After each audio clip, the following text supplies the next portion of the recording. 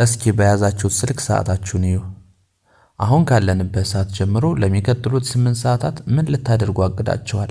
ምናልባት ስራ ትሄዳላችሁ፣ ትተኛላችሁ ወይም ደግሞ ትዝናናላችሁ። ሚስተር ቢስት አዲስ ቪዲዮ በለቀቀ በ8 ሰዓታት ውስጥ ብቻ 14 ሚሊዮን ተመልካቾችን ያገኛል። ይህ ማለት በሰዓት ወደ 1.7 ሚሊዮን ሰው ወይም በደቂቃ ወደ 29000 ሰው የእሱን ቪዲዮ እያየ ነው ማለት ነው። ይህ ቁጥር ለአንዳንድ ሰው የማይታመን ሊመስል ይችላል። ነገር ግን እውነታው ይሄው ነው። ዛሬ የምነግራችሁ ስለ ሚስተር ቢስት ዝና አይደለም። እናንተም ይሄንን ጉዞ ዛሬውኑ መጀመር እንዳለባችሁ ልነግራችሁ ነው እንጂ። ብዙዎቻችን ዩቲዩብ ለመጀመር ጥሩ ካሜራ የለኝም፣ የሚያምር ስቱዲዮ የለኝም፣ ወይም እንደሱ ጎበዝ አይደለሁም እንላለን። ነገር ግን አንድ እውነት ልንገራችሁ። ሚስተር ቢስት በ8 ሰዓት 14 ሚሊዮን እይታ ለማግኘት ከመጀመሩ በፊት ምንም እይታ አልነበረውም። የመጀመሪያ ቪዲዮዎቹን ብታዩዋቸው ጥራታቸው የወረደ፣ ድምጻቸው የማይሰማና ማንም የማያያቸው ነበሩ። እሱ ግን አላቆመም። ዩቲዩብ የእድል ጨዋታ አይደለም፣ ዩቲዩብ የጽናት ውጤት እንጂ። ዛሬ በእጃችሁ ያለው ስማርትፎን ሚስተር ቢስት በጀመረበት ጊዜ ከነበረው ካሜራ በሺህ እጥፍ ይበልጣል። ታዲያ ምን ትጠብቃላችሁ? ሚስተር ቢስት አንድ የታወቀ ምክር አለው። ስለ እይታ ወይም ስለ ብር ከማሰብ በፊት 100 ጥሩ ያልሆኑ ቪዲዮዎችን ሰርተህ ጨርስ ይላል። ለምን? ምክንያቱም በእያንዳንዱ ቪዲዮ ላይ አዲስ ነገር ትማራለህ።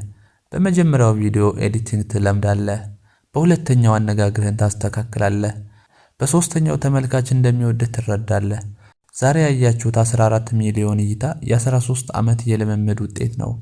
እናንተም ዛሬ የመጀመሪያውን ጥሩ ያላላችሁትን ቪዲዮ ካልሰራችሁ መቼም ቢሆን ያንን ድንቅ ቪዲዮ መስራት አትችሉም።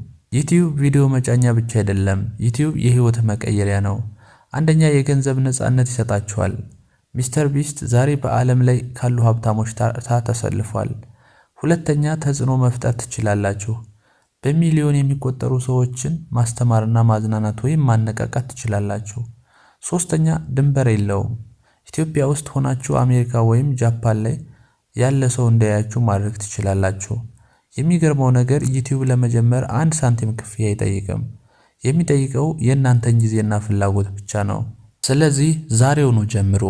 ከአንድ ዓመት በኋላ ምነው ባለፈው ዓመት በጀመርሁ ማለታችሁ አይቀርም። ቪዲዮ ይሄዳል፣ እናንተ ግን ዝም ብላችሁ ተመልካች ብቻ ሆናችሁ ትቀራላችሁ። ሚስተር ቢስት ልዩ ተሰጥኦ ኖሮት ሳይሆን ልዩ ትዕግስት ስላለው ነው እዚህ የደረሰው። ዛሬውኑ ስልካችሁን አንሱ፣ የምታውቁትን ነገር ለሰዎች አጋሩ። የግድ ትልቅ ነገር መሆን የለበትም። ታሪክ ንገሩ፣ ዕውቀታችሁን አጋሩ፣ ወይም ሰዎችን ፈገግ አሰኙ።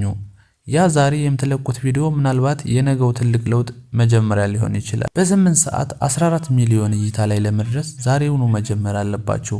የመጀመሪያው እርምጃ ከባድ ሊሆን ይችላል፣ ግን ብቸኛው አማራጭ እሱ ነው። ዛሬውኑ ቻናል ክፈቱና የመጀመሪያ ቪዲዮአችሁን ስሩ። ቻናላችንን ሰብስክራይብ ማድረጋችሁን አትርሱ። ሰላም።